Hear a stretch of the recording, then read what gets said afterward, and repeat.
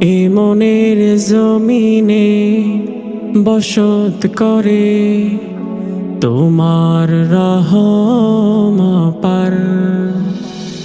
আমার এ মনের জমিনে বসত করে তোমার রহম পার।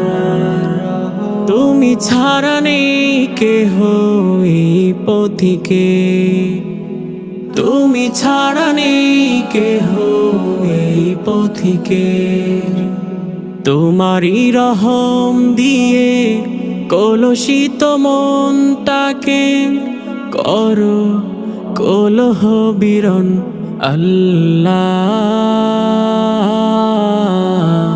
তোমার রহম বিনা আমি পথিক।